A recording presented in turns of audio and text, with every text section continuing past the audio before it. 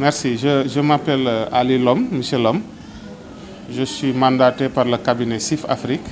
pour venir coordonner, piloter les ateliers de formation pour le département de Bignona. Et on fait la même chose en ce moment même au niveau de Médina Yoro Fula et précisément à Dinguiraye. Au total, on a 8 ateliers à dérouler, 4 à Médina Yoro Fula et 4 autres à Bignona. Et dans Bignona, nous avons 2 ateliers ici au niveau de la Maison de l'Innovation, mais également un atelier à la mairie et un atelier au niveau de la bibliothèque. Pour dire que pour le département de Bignona, l'ADER a mandaté au cabinet CIF Afrique de former 140 femmes. 140 femmes, vous avez parlé tout à l'heure, pourquoi ce choix? Il y a plus d'hommes, il y a plus de femmes que d'hommes. Vous savez, l'ADER, c'est une structure qui finance de manière très rapide les jeunes et les femmes. C'est dans ce cadre qu'on l'appelle la délégation rapide à l'entrepreneuriat, délégation à l'entrepreneuriat rapide des jeunes et des femmes. Il se trouve que c'est certainement les femmes qui sont les plus engagées. Il se trouve que également les personnes qui sollicitent des financements au niveau de l'ADER, les femmes représentent la couche la plus importante. C'est ce qui explique par moment qu'au niveau de cette formation, on constate également effectivement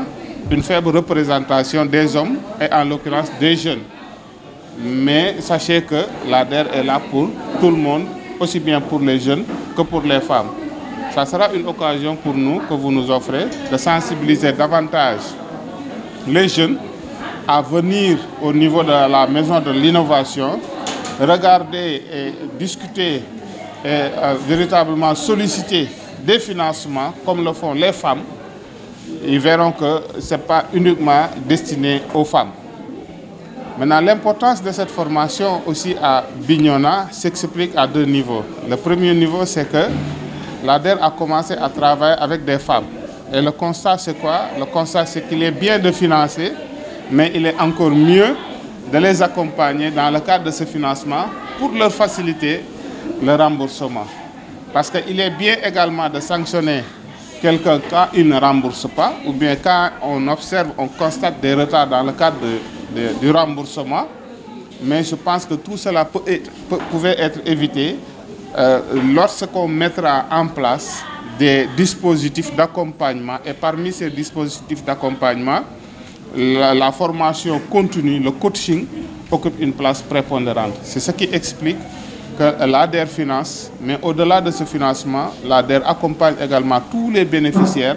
dans le cadre de la conduite et dans le cadre, comme vous le savez, un projet, c'est un processus. Et le processus, c'est un début et une fin. Et quand vous financez quelqu'un, il est bien, comme je l'ai dit tout à l'heure, de lui donner de l'argent, mais il est également mieux de l'accompagner. Et parmi ces mesures d'accompagnement, l'ADER a jugé nécessaire quand même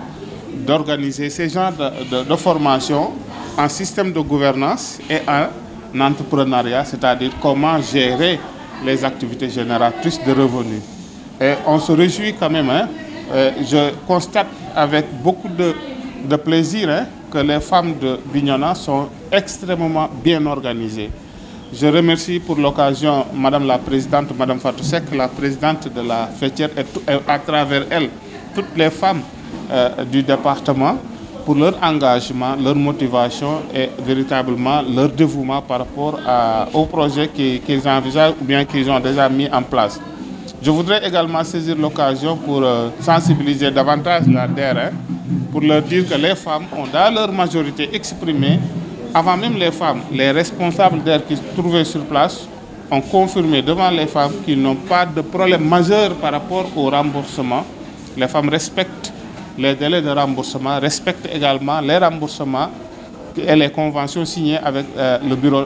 départemental. Maintenant, qu'est-ce qu'il faudrait demander à l'ADER? C'est de demander à l'ADER véritablement d'accélérer un peu le processus d'acquisition de ces financements. Quand il termine un prêt, le délai d'attente entre le projet qui se termine et l'acquisition d'un autre financement, parfois ça dure à peu près 2 ou 3 mois. Il voudrait véritablement, voilà, c'est la seule recommandation que nous, en tant que cabinet exécutant, que nous avons à dire auprès de la DER pour leur demander véritablement de mettre l'accent sur ça et d'aider les femmes à être autonomes. Parce que la finalité de tout ce que nous faisons, c'est ça, c'est aider les personnes, aider les femmes à être véritablement autonomes et à pouvoir gérer par elles-mêmes leurs avenirs et l'avenir de leurs enfants. En fait, je l'ai dit dans la cérémonie de clôture, hein, depuis le mois de mai, on est sur le terrain. Mais en fait, ce qu'on a vu et ce qu'on a constaté à Bignona, on ne l'a pas constaté dans les autres départements. On a trouvé des femmes très bien organisées, très bien structurées, des organes formels, bien structurés, bien encadrés par l'équipe, hein, mis en place par la DER au niveau départemental du département de Bignona. C'est la raison pour laquelle on n'a pas eu de problème majeur. Hein. Ça, il faut avoir aussi l'honnêteté de le dire. On n'a pas rencontré de difficultés majeures durant tout le déroulement de la formation. Pourquoi? Parce que l'équipe est bien huilée, l'équipe de la DER mise sur place est bien huilée, les femmes sont bien structurées, les engagements sont honorés et les financements sont là. Je pense qu'à ce niveau, il n'y a pas eu de difficulté majeure que je sache durant toute la durée de notre formation ici à Bignona. Je voudrais véritablement tirer chapeau à l'équipe, hein, de la DER sur place, avec à la tête M. Danso, Mme Goujabi, Mme Manga, véritablement pour les efforts et leur approche par rapport aux bénéficiaires qui ont déjà leur financement et aux bénéficiaires susceptibles de recevoir également des financements. Nous avons trouvé en quelque sorte une équipe bien huilée, très solide et une forte complicité entre l'équipe de la DER locale et les femmes de Bignona. Voilà, comme nous l'avons dit si Nassaran légui ñu ngi sant bu baax waa Bignona. Suñu waxee Bignona nag dañuy wax ñu ngi sant waa DER ñi ñu fi yabal parce que ñun ñu ngi bokk ci cabinet SIF Afrique ñun la waa DER yabal pour ñu ñëw fii amal fii session de formation de 5 jours. ma fàttali ne 4 ateliers ñoo am Bignona benn ñaari ñu ngi ko def fii à la maison de l'innovation benn mu ngi am mairie benn mu ngi am fa la ñuy wax bibliothèque. Et par la même occasion, et dans d'autres localités, particulièrement fële ci Médina Yoro Fula, am na 2 à Dinguiraye également am na 2 kon donc au total et en même temps ci même instant bi am na 8 ateliers de formation yu ñuy dérouler pour la DER jëm ci wàllu système de gouvernance ak éducation financière. loolu moo ñu andi Bignona ñu former au total téeméeri nit ak ñeent fukk. ni ci ëpp comme ni nga ko waxee ay jigéen lañ te dara waralu ko lu dul xëy na ñoom ku ne xam na ko ñoom ëpp Pastef ñoo ëpp engagement ñoo ëpp mais xëy na góor ñi day nekk occasion pour ñun également de leur dire que la DER également mu ngi fi pour yéen may leen ñu occasion ñu wax leen ñu ñëw rencontrer équipe bi nekk sur place fii au niveau de la maison de l'innovation pour demander des financements comme le font les dames ni ko jigéen ñi defee. góor ñi mën nañ ko def noonu parce que dañoo wax DER FJ bi mooy lan femme et jeune ou jeune et femme kon donc ñoom ñu ngi ci biir bien que bariwuñu mais on a constaté ci biir session de formation bi sur les 40 personnes 12 sont des hommes mais on voudrait véritablement que la prochaine rencontre suñuy defaat beneen formation que ñu am au moins 50-50 c'est-à-dire autant de femmes que d'hommes suñu amee juróom fukki góor ñu am juróom fukki jigéen. Ça sera une occasion pour ñun ñu demander aux jeunes de venir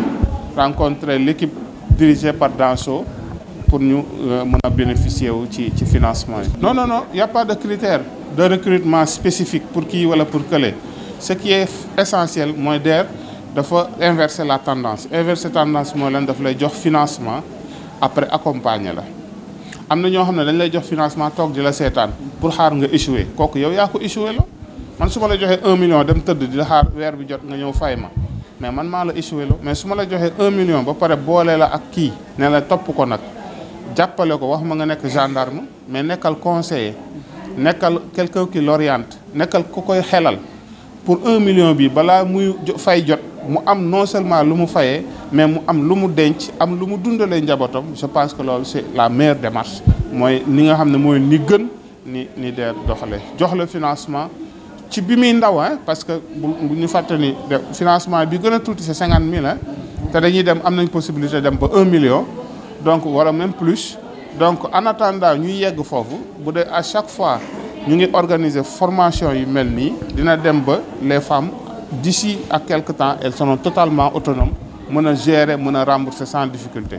non loolu bon en fait loolu ay considération personnelle la yoo xam ne nit yi ñoo koy def mais yaakaar naa adduna bi toll na foo xam ne du ma ne Sénégal mais adduna toll na foo xam ne nii nit yi am nañ conscience bu bees léegi. conscience bi mooy lan mooy que ni sa avenir yow yaa ko war a sàmm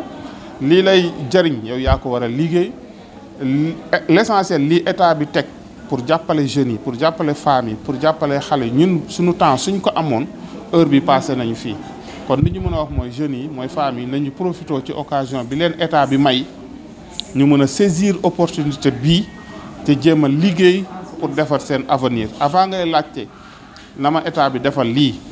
yow nangu la defal sa bopp dara ba pare ñu wàcc lal yi ñu génn ci grand place yi ñu génn ci taatu mango yi ci taatu garab yi te ñu dem liggéey loolu rek moo mën a may nit ki ëllëg nga mën a doxal sa rôle. kenn ku nekk am na rôle bu la yàlla jox ci dëkk bi ci àdduna mooy nga dund am njaboot sàmm leen yor leen dundal leen te mënoo ko def su fekkee yaa ngi nelaw mënoo ko def su fekkee yaa ngi ci taatu garab yi nañu génn kër yi nañu génn garab yi ñu dem ci waa DER wala ñu dem ci yeneen structure jëli fa financement wala ñu dem uti financement dem jàngi mën a doxal seen àdduna. voilà donc li may wax rek parce que personnellement li ma lié ak la région sud dafa bari wax nañ ko tout à l'heure dans la cérémonie de remise d'attestation et ñun waruñu am xàjj ak seen ci localité X ou Y. le Sénégal c'est le Sénégal reste le Sénégal et muy DER muy cabinet Chiffre Afrique muy ñëpp on travaille tous pour benn développement endogène bu suñu dëkk pour suñu réew muy Sénégal bi ñu bokk. li may conseil jeunes yi wax naa ko léegi bi may daaneel mooy que ni nañu conscient ni suñu wayjur yi seen temps mu ngi jeex yàlla na leen fi yàlla bàyyi mais seen temps mu ngi jeex ñun ñu ngi jël âge on est d'accord kon ñoom jeunes yi ñoom ñoo fi des nañu dem jàngi parce que l'État a mis en place ay dispositifs yoo xam ne su fekkee jàng nga bëgg mën na laa fayal ba ak 90% ci coût formation bi nga dem jàngi à travers le 3FPT surtout formation bi c'est 1 million 3FPT mën na la fayal 900 000 les 100 000 francs ngay fay pour nga dem jàng kon amatoo lay su fekkee bëgguloo jàng da nga bëgg formation DER mën na la financer nga def sa projet kon donc toog amul nañu conscient ni développement Sénégal ñun ñëpp la concerné te développement Sénégal du Dakar du Thiès du Diourbel c'est tout le Sénégal te ñun ñëpp kenn ku nekk ci ñun war nga fexe ba su oto bi tàkkee auto développement su tàkkee fekk nga nekk ci biir kenn du la yee naan la kaay oto bi tàkk na merci. di naan man bokk naa ci présidente faîtière bi ñu dépôt bu DER teg fii nii Bignona ma nekk présidente recouvrement ci bénéficiaires yi ñu financé ñu leen di recouvrer bokk naa ci ñu leen di recouvrer léegi man formation bi dama ci kontaan parce que luñ ci jot a jàng tey ci formation bi won na ne sur le terrain li taxoon ñu am difficulté pour ñuy bénéficiaire di fay li ñu jàng fii nii moom la ñu amutoon léegi nag ñoo ngi ciy sant DER parce que lii xaaroon nañ ko lu yàgg parce que boo demee recouvrement boo xoolee lu ñu fi jàng yëpp bénéficiaires yi loolu la ñuy jànkoonteel pour mën a bañ a fay parce que mënuñu fay parce que xamuñu nan la ñu doon utiliser xaalis bi mais formation bi bu mu ñëwee li ñu gis ci formation bi gis nañ ne jàngal nañ ñu lu bëri ñu ngi ciy sant yàlla nag di xool nag yàlla di ñaan yàlla DER indi xaalis bi nu mu gën a bëree mu xam naa ne ak formation bi dinañ ko mën a dérouler normalement te Bignona dinañ ko gis seen bopp parce que li ma ci gën a neex nag c'est pas parce que jigéen la mais jigéen ñi ñoo ci gën a farlu fii Bignona boo xoolee jigéen ñi ñooy gën a liggéey Bignona man moo tax bu jigéen ñi gënee bëri ci formation bi dama ci kontaan parce que recouvrement yëpp ci jigéen ñi ñooy gën a faykat yi moom ci jigéen ñi lañ nekk kon ñoom suñu subiree formation bi rek kon sax dinaa ci am contentement parce que duñu échoué waat ci seen financement yu ñu leen di jox. waaw sama moromu jigéen ñi toog ñoo xamante ne defuñu dara maa ngi leen di ñaan ya ñoom it nañu jóg ñu ñëw fii ci maison de l'innovation képp koo xamante ne bëgg na financement te bëgg a liggéey rek bu fi ñëwee waa DER ñoo ngi fi am na ay ndaw yu ñu fi teg yoo xamante ne ñoom lañ fi nekkal pour ñu mun leen a jox financement ñu mën a dem liggéey kon fu mu ne nii kenn waratul toog ci kër yi nañu jóg ñëw ut ci financement yi formation yi xëy na peut-être ñoom bu ñu amul chance ñu former leen ci bi yoon peut-être beneen yoon bu ñu ñëwee jël ci xaalis bi bu ñu ñëwaatee pour former dinañ bokk ci ñu ñuy former. boobu loolu lañ ko wax monsieur Lom ñu ngi koy ñaan bu demee mu wax waa DER formation bi am na solo boo xamante ne ñun gis nañ ci njëriñ